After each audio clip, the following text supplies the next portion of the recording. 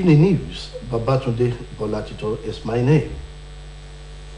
President Muhammadu Buhari has again come down hard on governors over what he said was their unbridled ill treatment of the administration of resources at the local government level.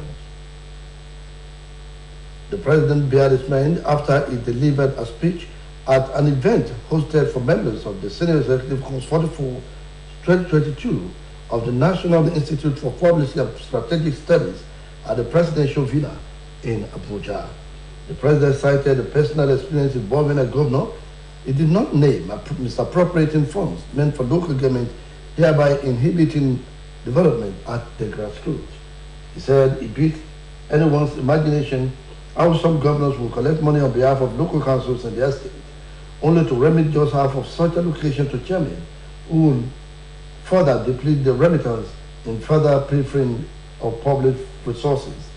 He, however, related the development to the question of lack of integrity in the character of many of those holding such offices, adding that such actions are rather despicable and speak of the height of corruption.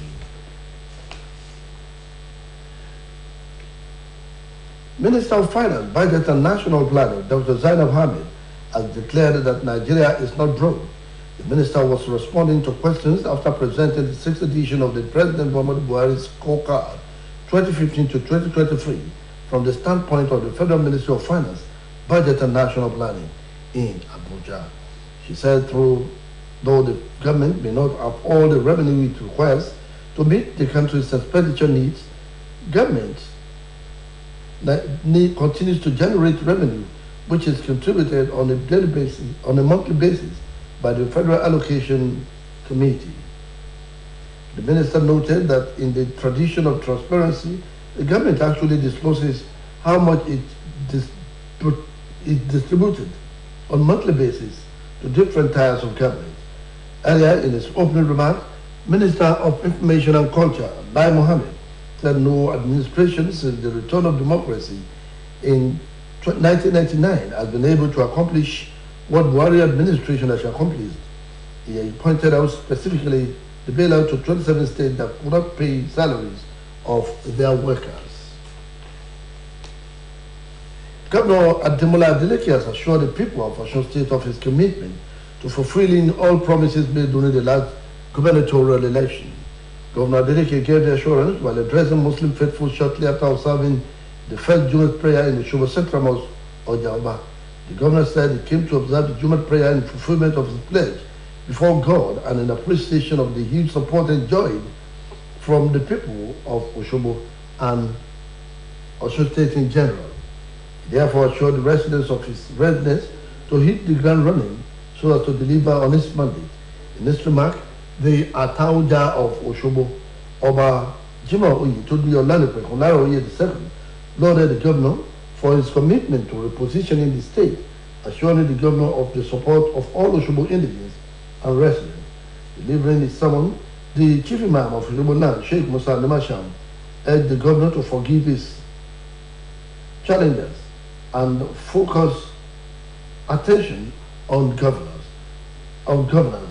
The governor was accompanied to the Jumat service by the secretary to the state government, Alhaji Taslimi Baliaye, the chief of staff to the governor, Alhaji Kazim Bakuleye, Mr. Kolapo Alimi, Chief Olayinka Oyedotu, among others.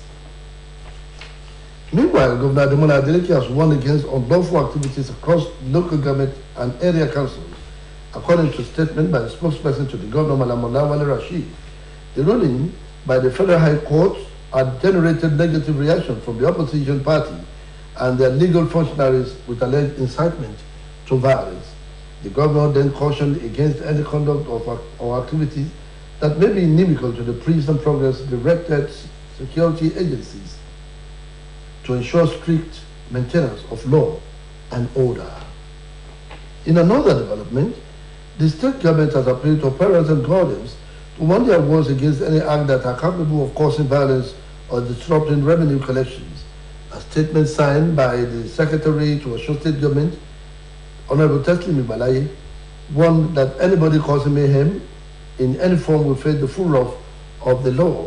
It further indicated that the state government is aware that some unscrupulous elements are attacking legitimate revenue agents engaged to collect revenue on its behalf.